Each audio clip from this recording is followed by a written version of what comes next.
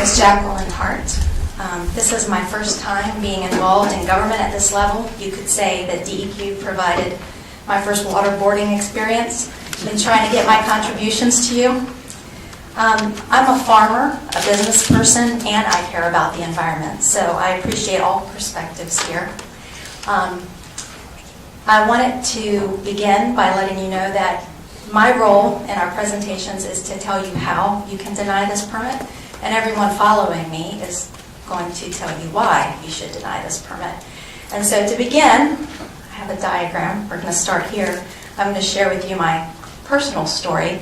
I found out about the permit taking place from the newspaper. One of the speakers wrote in and shared with us the possible impact to groundwater. So I attended the public hearing that took place on October 23rd.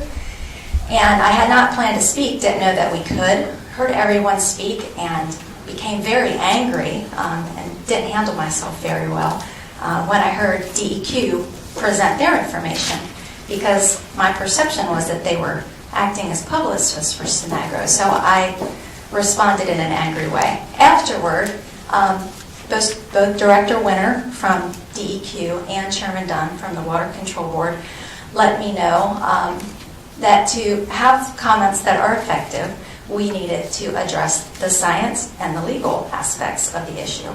And so I went home and I started researching and researching and researching, and I compiled over 30 studies that make direct correlation between these products and people's health.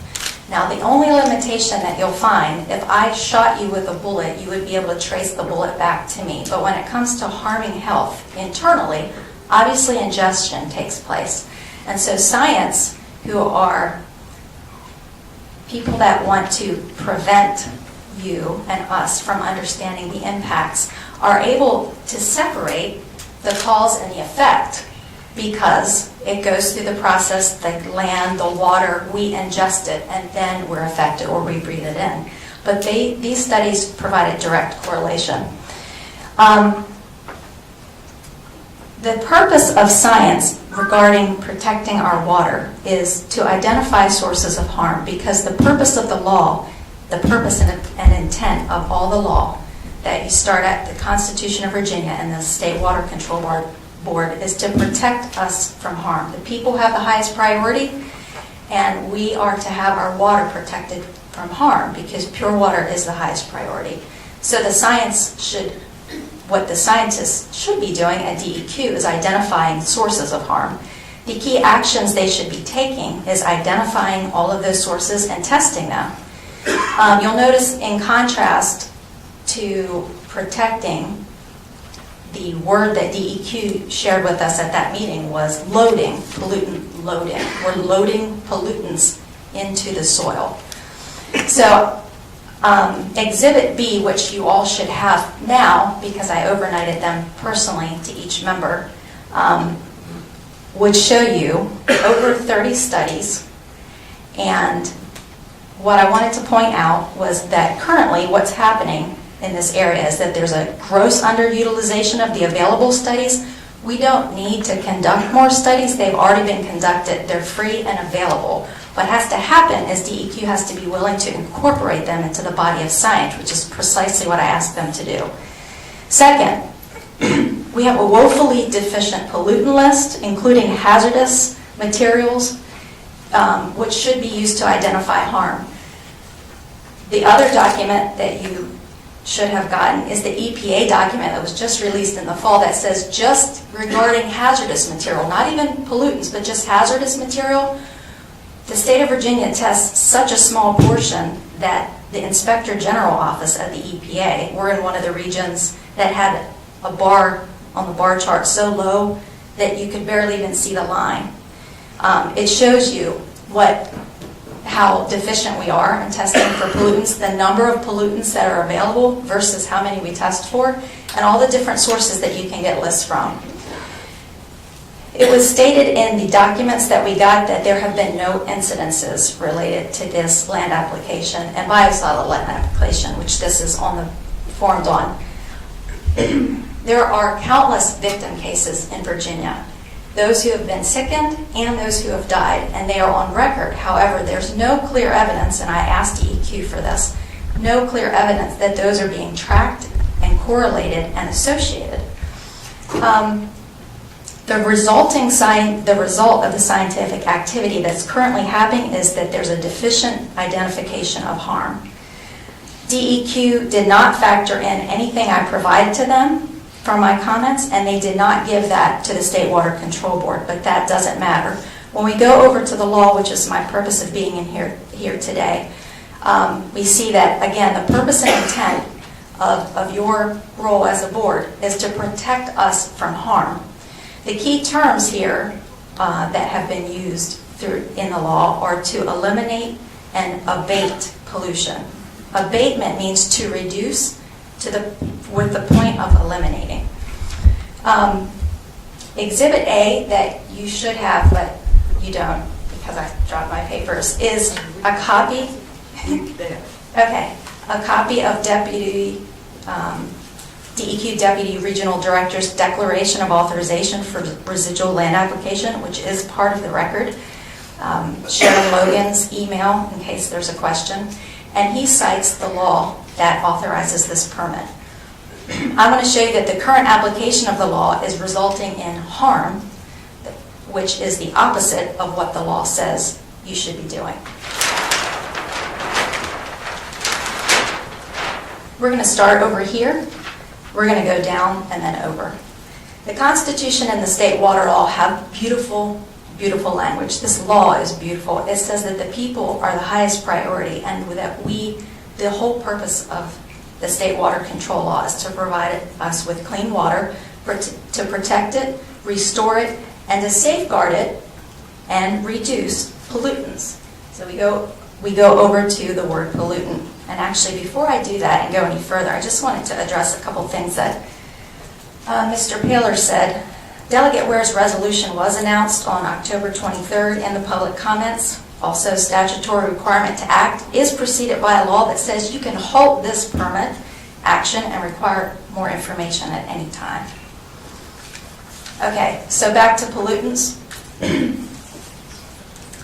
A pollutant, I broke this down from the law, is something that alters the water, rendering it harmful, except with a permit. And what that sounds like is, if you have a permit, go ahead and harm the water, go ahead and pollute it, but that's not what it means. Except with the permit to discharge waste, that's waste that has been treated and is safe. Or otherwise alter, and again, and another part of the permit, it says discharge waste or otherwise alter. Why is that word otherwise there? Because it already defined that harmful alteration is what's prohibited. The permits are for alterations that do not render the water harmful. The permits are specifically for facilities, to establish those facilities, which are the water treatment plants and private places that treat waste. Also known as treatment works. And it says in the law, if you're going to upgrade facilities so that they improve water quality, you don't need a permit. So this permit isn't to improve water quality. The permit names, to give you an idea of really what the purpose of a permit is, which is not to load pollutants, which is why a pollutant loading tool saying why pollutants are at a limit that's acceptable is unacceptable. The permit names are abate, eliminate, and protect water. Virginia Pollution Abatement Permit, Virginia Pollution Elimination Permit, Virginia Pollution to Protection Permit, I believe. If you take the word waste and you break it down in your regulations, it says that the waste that we're addressing are either sewage, which includes human and industrial waste. Industrial waste is defined as liquid or other. Other waste is defined as, and it lists a whole list of things, but it ends with the caveat, except waste and sewage that cause pollution. This section down here addresses your power, and I believe that you have more power today in the state of Virginia to affect existing Virginians and future generations for years and years. It tells you that you can stop this permit right now. And the only reason that you wouldn't be able to is the exception that it says, the exception that if you want to apply more restrictive requirements than applicable federal requirements, you're going to need legislation. We actually don't need legislation for you to stop this. You can actually terminate the entire biosolids program based on what I'm about to tell you. And that is, and you might have this question, but biosolids standards use federal regulations. If we stop them, our standards are stricter and therefore require legislation to remove them, correct? Federal standards for biosolids are less stringent than Virginia state law, which means they reduce the quality of water because they contain pollutants, which means it's unlawful in the state of Virginia to apply biosolids. How do we have biosolid regulations in Virginia code then?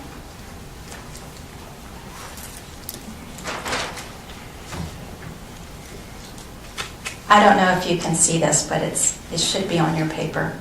The federal code lays out the biosolid standards.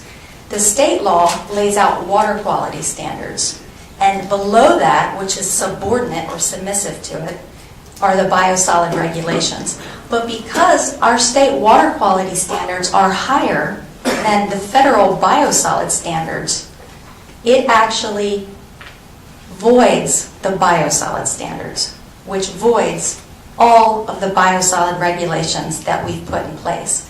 How this has happened and how it's been missed, I don't know. I think that the reason may be no one is crazy enough to read the amount of water law that I read in the last 2 weeks. Who has that kind of time? I don't know very many. So again,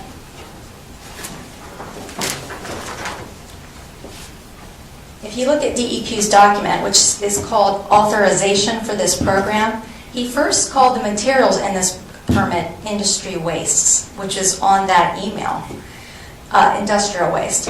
Industrial waste is a liquid or other waste. We already addressed that. Other waste is the list with the caveat that it doesn't cause pollution. But that meant it was a solid waste that caused pollution, so it can't be called industrial waste. So you'll notice on the permit, the term was changed. It's now called industrial residuals. Industrial residuals is not defined in the state water law or regulations anywhere. I pulled every definition from both sections. It's not there. The only place you can find a word that this term could have been construed from is within the definition of a treatment works and the byproducts of treatment works.